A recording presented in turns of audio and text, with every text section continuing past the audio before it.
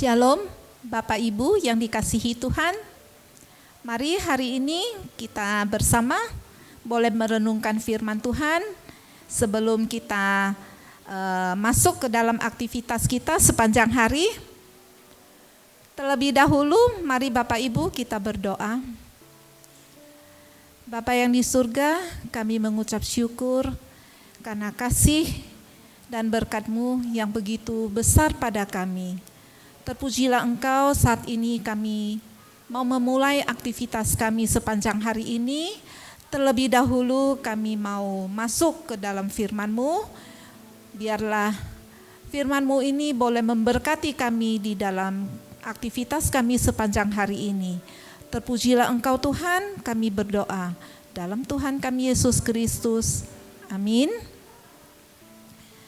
Bapak Ibu yang terkasih, kita hari ini akan merenungkan sebagian dari firman Tuhan, yaitu kita ngambil dari kitab Kejadian bab 26 dari ayat 12 hingga 22, di mana kita belajar bagaimana mengalah, bersikap mengalah seperti yang dilakukan oleh Ishak.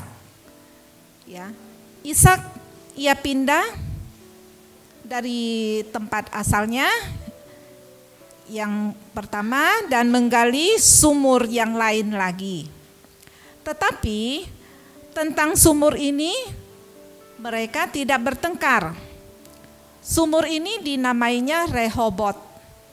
Dan ia berkata, sekarang Tuhan telah memberikan kelonggaran kepada kita, sehingga kita dapat beranak cucu di negeri ini.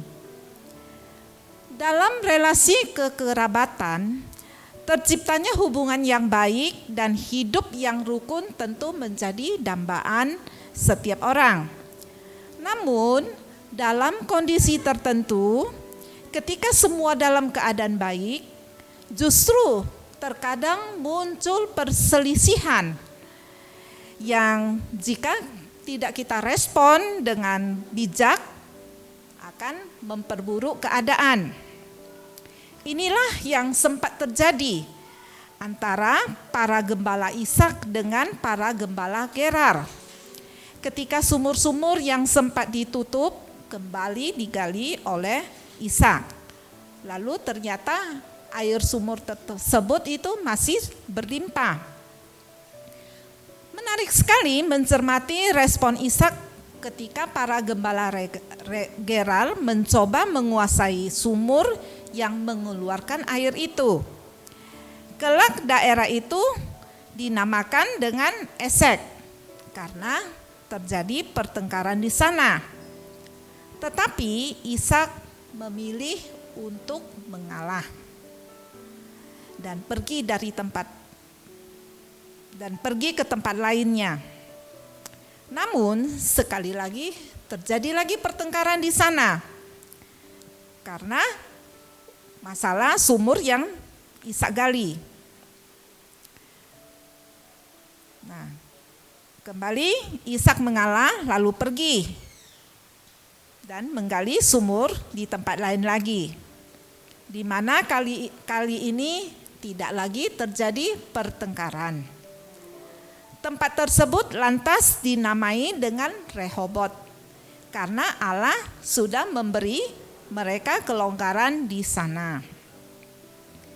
Apa yang akan terjadi sekiranya Ishak dan para gembalanya itu bersikukuh mempertahankan sumur di Esek dan Sitnah?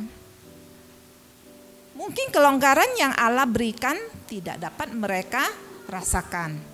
Justru ketika mereka mengalah, Allah menyatakan pertolongan dan memberi kelegaan atas mereka.